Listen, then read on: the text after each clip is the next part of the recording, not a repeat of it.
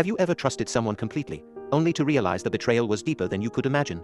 I'm Jason, and if you watched the full story earlier, you know how my coworker sabotaged my promotion. That day still replays in my mind.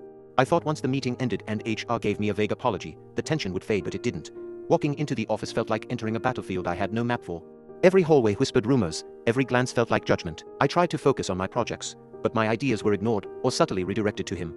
Emails I sent went unanswered, requests denied, and moments I thought were private one-on-one feedback, mentoring sessions were suddenly filled with awkward silence. I realized he was working behind the scenes in ways I hadn't anticipated.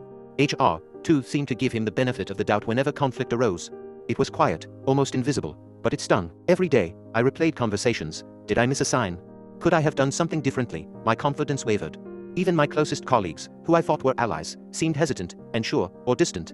The betrayal wasn't just a single act, it had seeped into every interaction, every project, every professional connection I valued. I remember one afternoon in the office kitchen. He walked in smiling, carrying a coffee, casually mentioning a success that had been my idea weeks ago. My stomach sank, my mind raced. Should I call it out? Should I confront him publicly or quietly document everything? The anxiety built, knotting itself around my chest, making each day feel like a test I hadn't signed up for. And yet, through all this, I learned something crucial. Betrayal isn't always dramatic. It doesn't have to be loud to hurt. Sometimes, it's subtle, strategic, and deeply personal. It teaches you to read the small signs, to observe patterns, and to protect your energy. You start noticing things you missed before, the tone of a comment, the timing of an email, the way alliances shift silently. It's exhausting but necessary. The hardest part wasn't just the betrayal itself, it was realizing I had to adapt without losing myself. I had to rebuild my confidence from the inside, learn to trust my instincts again, and prepare for challenges I hadn't foreseen.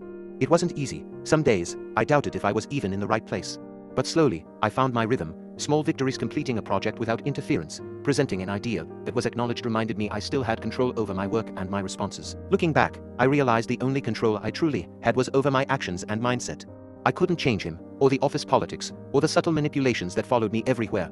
But I could grow stronger, become more aware, and protect myself from future betrayal. Sometimes the harshest lessons are the ones that shape us the most, teaching patience, resilience, and caution. Betrayal is a teacher you never asked for, but when you pay attention, it prepares you for challenges you never imagined. It's painful, yes, but also clarifying. It separates those who genuinely support you from those who don't, and it shows you who you can rely on when the dust settles. I thought this chapter was finally over, but the truth is, betrayal doesn't always come from coworkers or strangers. Sometimes, it comes from people you're closest to, those who should protect you the most. In Series 3, you'll see what happens when trust is broken by someone you consider family. And trust me, it cuts differently. You'll witness how deep the wounds can go and how impossible it feels to see it coming. If this story hit hard, like, share, and subscribe, and make sure to follow the series to playlist so you don't miss the next chapters. Watch Series 3 to see how betrayal unfolds in ways you never expect. It's closer to home than you think.